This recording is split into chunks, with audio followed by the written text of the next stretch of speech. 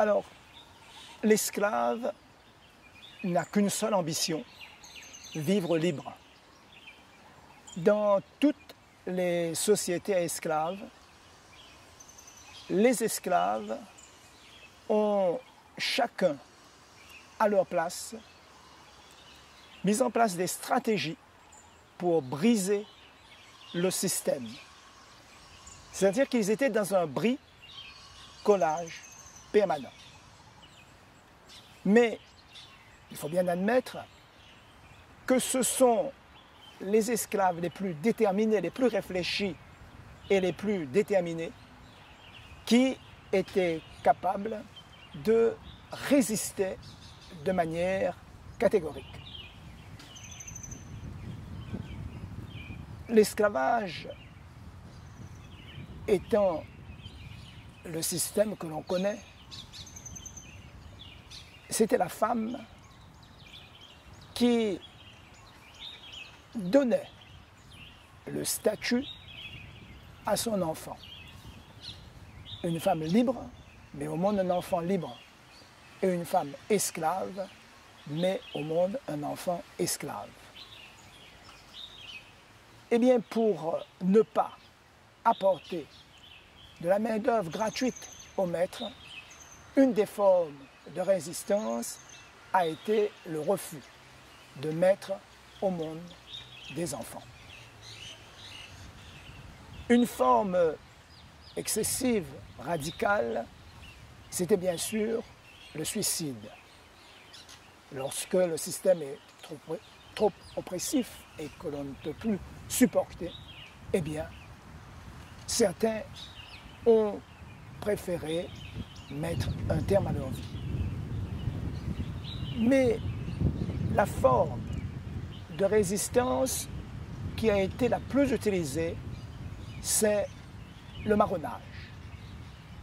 Et d'ailleurs, c'est un phénomène assez particulier dans cette île, puisque les esclaves qui ont été importés pour être deux bras, pour travailler, eh bien, on remarque qu'ils sont présents dans la topographie.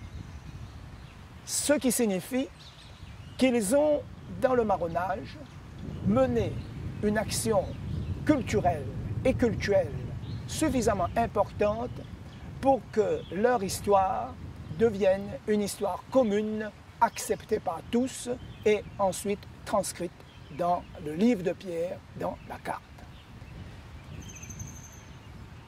Le marronnage a été pendant longtemps présenté uniquement sous son angle économique, puisque l'esclave qui décide de rompre le banc et de ne plus travailler pour son maître, eh bien, ne le nourrit plus et occasionne une perte sèche s'il ne revient plus, s'il n'est pas repris par un chasseur de marrons. Dès lors, le marronnage, lorsqu'on s'est polarisé uniquement sur l'angle économique, eh bien, on a occulté l'essentiel, comme je le disais tout de suite, l'essentiel était le travail culturel et cultuel qu'ils ont cru nécessaire de réaliser en allant en marronnage. Madagascar étant l'île la plus proche, pendant les premières années de pratique de l'esclavage ici, les Malgaches sont majoritaires.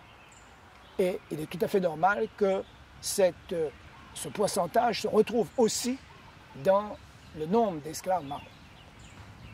Or, un Malgache ne peut pas évoluer dans un espace qui n'a pas été sacralisé. Donc, les premiers esclaves marrons qui partent en marronnage sont ceux qui, parmi eux, il y avait des esclaves qui avaient terminé leur initiation, ils étaient porteurs d'une culture solide, ils savaient le rituel d'ancestrisation, ils étaient capables de le transmettre à leurs descendants et à leur entourage. Et s'ils sont allés en marronnage, c'était d'abord pour mettre en place, sacraliser l'espace, et mettent en place le tombeau ancestral parce que les Malgaches croient en un Dieu, mais ils considèrent que leurs aînés, leurs ancêtres, eh bien, sont aussi des intermédiaires capables d'intervenir pour les aider dans leur projet de vie et dans leur cursus. Dès lors, les Malgaches qui ont quitté Madagascar, au moment où ils quittent Madagascar, le système politique en place, c'est le royaume. En Madagascar, on était en train de mettre en place des royaumes.